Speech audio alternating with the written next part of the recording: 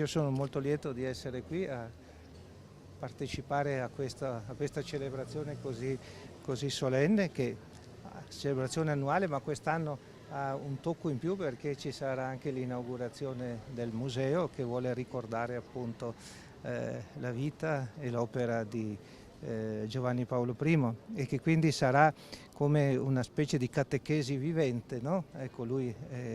era un grande catechista, adesso la gente venendo qui potrà conoscerlo direttamente, potrà seguire anche il filo della sua vita attraverso le sue stesse parole, le parole che lui ha raccontato. Direi che è un grande sentimento di gioia, tenendo conto anche che siamo nell'anno della misericordia e che, ecco, la dimensione della misericordia ha caratterizzato la figura e l'opera di Giovanni Paolo I. Giornate importanti a Canale d'Agordo, inaugurazione di un museo bellissimo che vi invito a venire a visitare, appunto un museo che spiega la vita di Papa Luciani, e anche un inizio di un percorso di canonizzazione, e ci auguriamo appunto che arrivi con la beatificazione e appunto che faccia diventare santo Papa Luciani, perché una figura che nel suo breve ma intenso pontificato ha sicuramente lasciato il segno, ma soprattutto lo ha lasciato anche sul territorio, da vescovo di Vittorio Veneto, da patriarca di Venezia. Quindi tutto quello che lui ha fatto,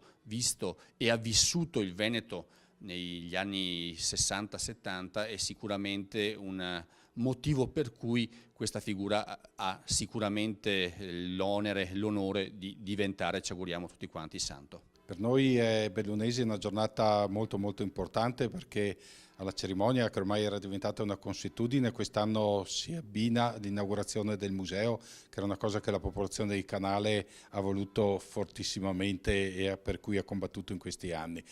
Noi dobbiamo ringraziare ovviamente il sindaco, rappresentando in lui tutta la comunità, e soprattutto ci torna sempre viva l'immagine di quello che noi chiamiamo Don Albino, perché essendo nel nostro territorio ci permettiamo così questa confidenza, ma soprattutto ci rimane un po' l'amaro in bocca, perché quel brevissimo pontificato secondo noi avrebbe potuto aprire le porte a una nuova modo anche di affrontare così la vita papale, e noi non potremo mai dimenticare che in quei pochi brevissimi giorni ha saputo dare dei messaggi che a noi oggi piace riconoscere in quelli che pone all'attenzione delle nostre comunità Papa Francesco. Noi ci auguriamo, nell'aver costruito questo museo, che possa essere un insegnamento per i giovani che non l'hanno conosciuto, che ci sia un insegnamento. Non è importante il fatto di aver fatto lo stabile, di aver messo dentro delle corde, degli oggetti. L'importante è che questi oggetti parlino, che continuino a dare il significato di quello che ha voluto dare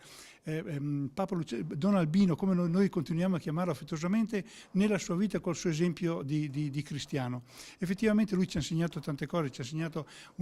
di avere una fede profonda e di pregare, ma ecco, questo è noi che vogliamo, che desideriamo che questo museo trasmetta alle nuove generazioni.